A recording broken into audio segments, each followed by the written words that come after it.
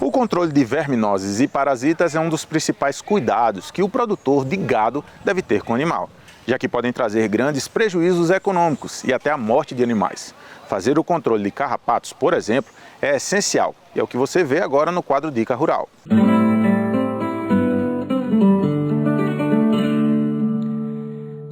A dica rural de hoje aqui da Escola Agrícola da UFRN é sobre o controle de endo- e ectoparasitas. Os endoparasitas, as verminoses e os ectoparasitas, os carrapatos, piolhos, sarnas, bernes, que são tão comuns no gado leiteiro.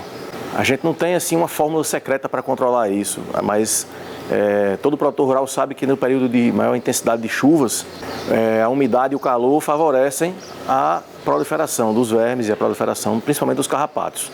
Para controlar isso, a gente dispõe de uma gama de ferramentas. Os ectoparasiticidas, de uso puron, de uso através de banho de imersão, através de pulverizações. A gente tem os endoparasiticidas, que são os vermífugos, que também ajudam a controlar o carrapato. E essas ferramentas têm que ser aliadas, têm que ser programadas para que se tenha um uso o mais eficiente possível. Para isso, a gente tem alguns princípios básicos. Por exemplo, evitar a resistência parasitária, ou seja, o produtor rural ele deve estar sempre alternando princípios ativos. Nunca usar o mesmo ectoparasiticida de forma continuada durante um longo período de tempo. Você imagine que as fêmeas do carrapato, aquelas grandes que a gente vê, nós chamamos de teleógenas, cada uma delas deposita em torno de 3.000 ovos. No animal mediamente parasitado, a gente encontra 200, 300 fêmeas adultas. Aí já vão mais de 1 milhão de ovos e de novos carrapatos que vão estar na pastagem. Se você usa sempre o mesmo princípio ativo, algumas fêmeas dessas não vão ser mortas por aquele princípio ativo. Provavelmente estarão resistentes. E aí a sua geração de 3.000 novos filhos também será resistente àquele princípio ativo. Quando você alterna o tipo de princípio ativo, você minimiza muito a resistência parasitária e assim consegue uma maior efetividade no controle. Um outro princípio é que sejam realizados os banhos ou os controles carrapaticidas a intervalos de 21 dias, ou seja, o ciclo desde o nascimento, desde quando a ninfa povoa a vaca, até o dia que ela se lança ao solo para fazer postura, gira em torno de 21 a 23 dias. Se você faz o controle carrapaticida, com carrapaticidas ou ectoparasiticidas, a cada 21 dias, você consegue quebrar esse ciclo de multiplicação do carrapato e aí consegue também um melhor resultado. Uma outra dica que pode ser usada quando se faz pastejos rotacionados é que você use sempre no piquete em que o gado não entrou ainda um lote de animais jovens com uma boa cobertura de endo- e ectoparasiticidas. Ou seja, esses animais vão entrar no pasto 1 dia ou 2 dias antes das vacas adultas. E a grande quantidade de carrapatos que vai estar na pastagem vai aderir nesses animais jovens. E esses animais jovens vão estar protegidos com uma carga alta de veneno, digamos assim, e vão acabar matando essa carga parasitária maior. É uma forma também de você reduzir a infestação dos animais adultos. Essas ferramentas aliadas e sob a supervisão do médico veterinário vai propiciar ao produtor rural um melhor resultado. Quando o animal entra na pastagem contaminada por carrapatos, os carrapatos eles ficam na ponta do capim. Então o animal vai andando e o carrapato vai aderindo ao pelo.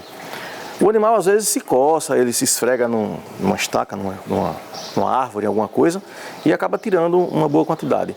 Por isso eles se concentram mais onde o animal não consegue eliminá-los, ou seja, aqui na base do úbere, entre as pernas, aqui atrás, na base da cauda. Então normalmente a gente encontra os carrapatos em fase de crescimento nessa região, tá certo? O banho, quando se aplica um carrapaticida de forma puron, a gente tenta distribuir ao longo da linha de dorso do animal, que também ele não consegue lamber, então o risco de intoxicação é menor.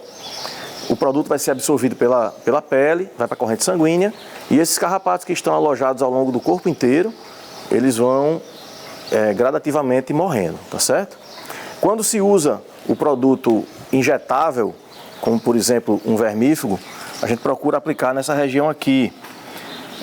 anterior à escápula. A escápula é esse osso grandão aqui, chato, tá certo? E essa região aqui, a pele é bem frouxa.